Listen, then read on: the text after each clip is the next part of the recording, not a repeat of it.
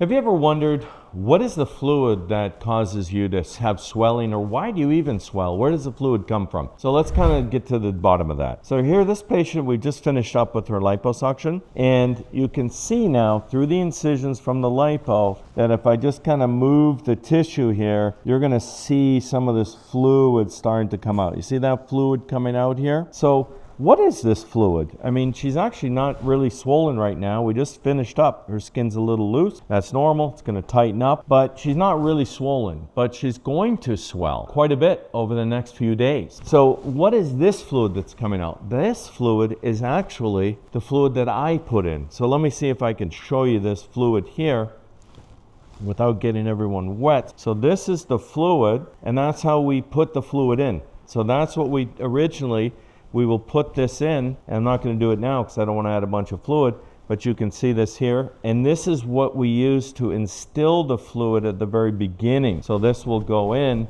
and this goes around, and we're putting that fluid in. So some of that fluid is still here after the surgery. And so that's what you see. You'll see some fluid coming out. That's just the fluid that we put in. A little bit of her fluid, but that's the fluid we put in. So let's figure out, and let's go into a little bit more detail as to why patients swell, how come they swell, where the fluid is. Let me take you to the whiteboard for that. All right, so let's take a look at where that fluid goes. Actually, I've drawn a few little things here. So pretend that this is the patient here, and I was showing you how, that fluid was coming out of the skin, and the fluid was originally placed underneath the skin. And what that fluid does in this situation is it'll go and it distends the fat. Follow along with me here. Here we have this little diagram here. This part here is the skin. This is the skin. The yellow is the fat. The black, this is where the muscle is down here. And then you've got veins, blood vessels. These green ones are very important. These are lymphatics. And the lymphatics are going to be a very important part of this story. And then you also have the fascia. So the fascia are these little pink lines. So that's your typical configuration of your body. So you've got skin. Below the skin, you have fat. And then below the fat, you've got a layer of muscle. In between that, you have fascia, which connects the overlying skin to the muscle and provides kind of a lattice, a network of structural support. And then you've got your arteries, your veins, and then you have the lymphatics. Those are all related to fluid. So let's just look what happens when we do liposuction. So we're instilling this fluid. This is just a normal saline fluid, and this has some medications in it, lidocaine and epinephrine. The lidocaine gives you pain control, and the epinephrine gives you constriction on the blood vessels to stop limit bleeding. But it's just regular, basically, water. I could drink this if I wanted. This is just salt water. That's normal. And so that's the fluid that we instill. And so once we instill that fluid, you get this picture here. It gets distended. So the blue now is all of this fluid here that I just put in. And what does that do? That fluid goes in between the little globules of fat, and it brings them out. It makes it easier to lubricant. So not only does it have medication for pain control and to stop bleeding, but the fluid also acts as a lubricant so that I'm able to pass the liposuction cannula, which is just a vacuum essentially, and it's sucking that fat and sucking the fluid out. So this is the fat with all of that fluid put in. Then we go in, we do the liposuction, we remove the fat. Now, once we remove the fat, you can see at the end of the case where she's nice and flat, that's everything's kind of gone back down. It's flatter than it was to begin with. There's less fat. It's been removed with liposuction, so it gets thinner. So when we leave the operating room, there's really not a lot of swelling going on. But then the swelling starts. And this is what that swelling looks like. And so it looks like this. So you'll get a whole area, and you'll notice there's not as much fat here as there was here when we started. So the fat cells have been removed. Now, the fluid that I showed you at the beginning is the fluid that I put in. It's this fluid. That's what we put in.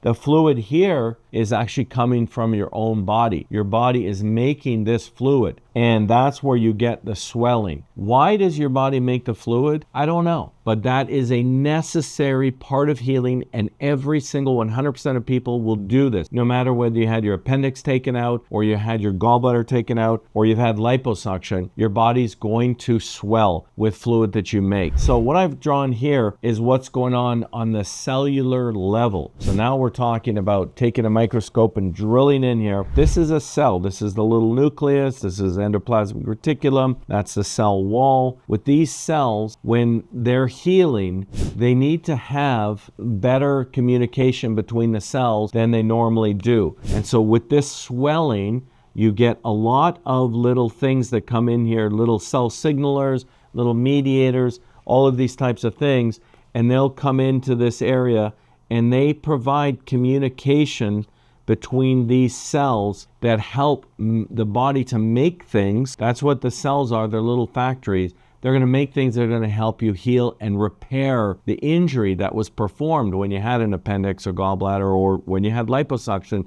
It's an injury. So your body's like, okay, we're injured, so we better get healing. In order to do that, it has to make certain things in order to facilitate that communication between cells and between the whole manufacturing process. The body will swell. There is nothing you can do to prevent the body from swelling. We know that you have to let the body do what the body's going to do, and what the body's going to do after any injury, or in this case liposuction, is swell. And so you typically will get this big area of swelling that peaks at about 3 days after the surgery. Then what happens? Okay, your body will start to get rid of this fluid. How does your body get rid of the fluid? It gets rid of it with the lymphatics, out of these little green things here. And so the lymphatics, if you picture it as a little network of vessels that are here, and things are coming into this little network of vessels, and it's collecting all of this fluid into these bigger and bigger and bigger and bigger channels. And as the fluid is entering into these channels, it's being transported back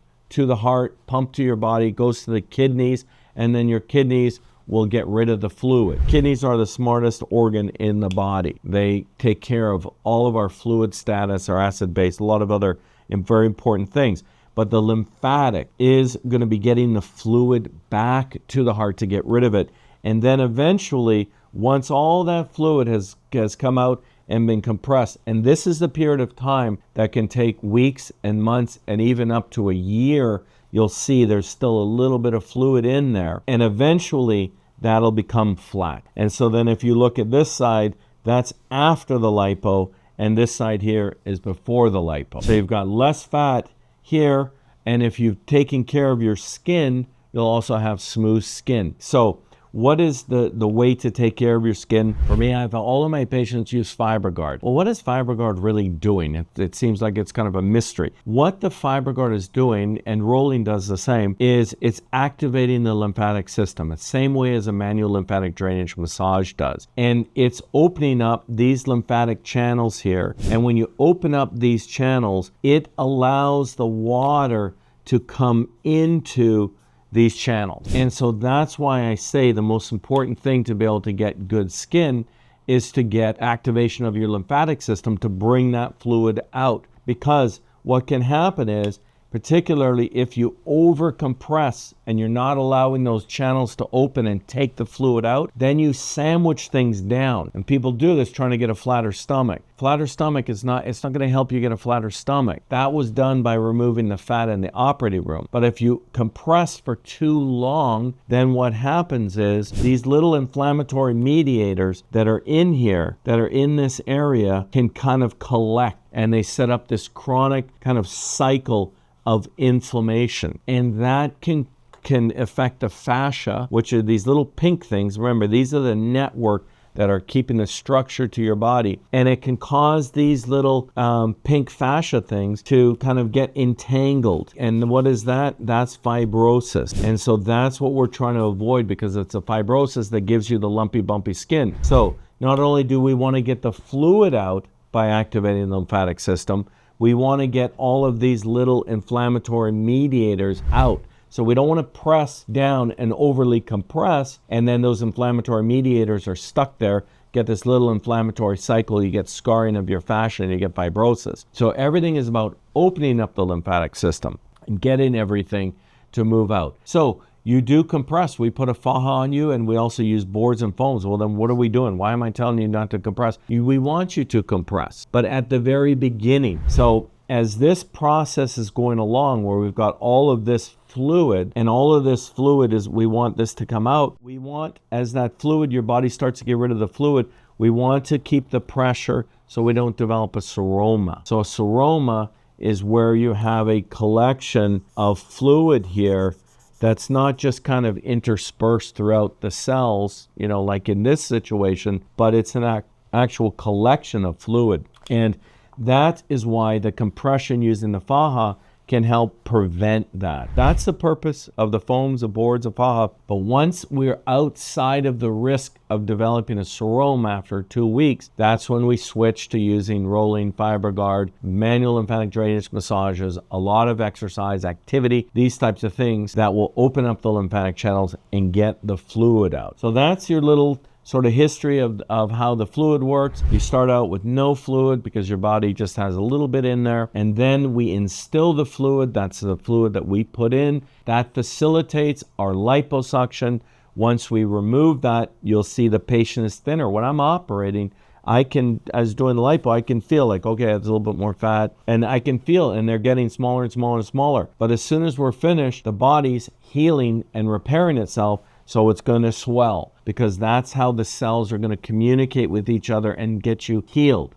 During that initial swelling, we want compression to prevent the seroma. Once we're out of that window for seroma, we don't want to keep compressing, because we're going to trap all of those inflammatory mediators in there that are going to create the inflammation, create the scarring of the fascia, get those tangles, and that's going to give you fibrosis. So at this point, we want to stop the compression, risk of seroma is over, and we want to activate the lymphatic system to get the fluid out of the body. So that's generally how the process works.